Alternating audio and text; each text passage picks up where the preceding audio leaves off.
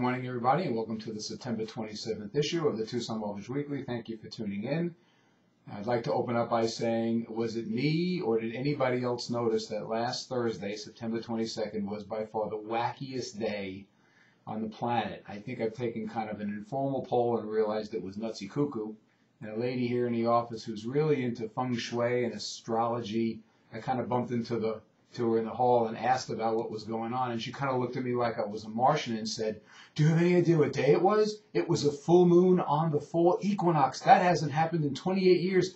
That is like really bad juju, you know." And all I can tell you is I am a believer, because I think they opened up the doors to all the insane asylums here in town and gave everybody my business card and 25 cents. It was just a wild, crazy day. So if you had a similar experience, I would certainly love to hear about it, just to see if I was not the only one.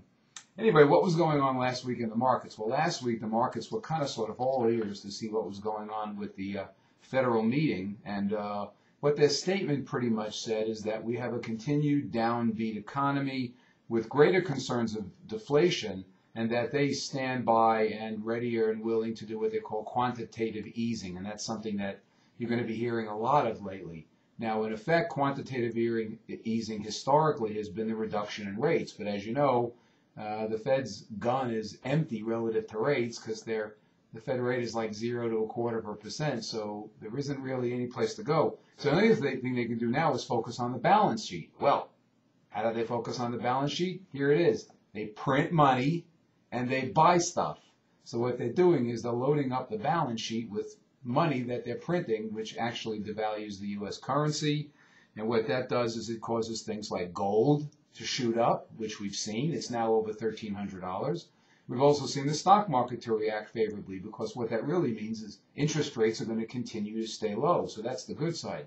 Bad side, man, I don't know where this money's coming from, but there's something on the order of, they're talking about $500 billion of new money to buy all kinds of stuff. And that could be nothing compared to, $1 trillion or more that they're even thinking whisper numbers about.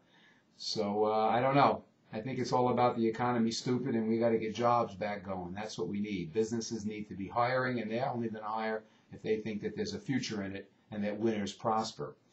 Anyway, other good news last week was that the housing numbers came out, and they were a little bit better than expected. Right now, nationally, we're at about 11-month supply on existing houses and an 8+ month supply on new houses. And while that's still huge numbers, it's still a little bit better than this year, last time at this year. Anyway, nothing really going on today in the market, so watch the stock market. That's going to drive what's going on. And this week, a couple of big reports are coming out: the GDP report, jobless claims, and personal income and spending, which will give us some idea. But realistically, the one report that's not coming out, and there was a lot of talk about it, was that normally the first Friday of the month, the employment report comes out, but the Fed said, not this Friday, we don't have enough time to gather numbers together. Preliminary whisper numbers we're hearing is a loss of 40,000 jobs, with unemployment at 9.7, maybe 9.8%, but it's still too early to tell what actually numbers might come out. So, that said, here we are wrapping up September, Q3, lots going on. Watch the stock market, get your rates locked, and have a great day. If you have any questions, call us here, Todd Abelson, Sun Street Mortgage, and I wish you all the best. Bye-bye.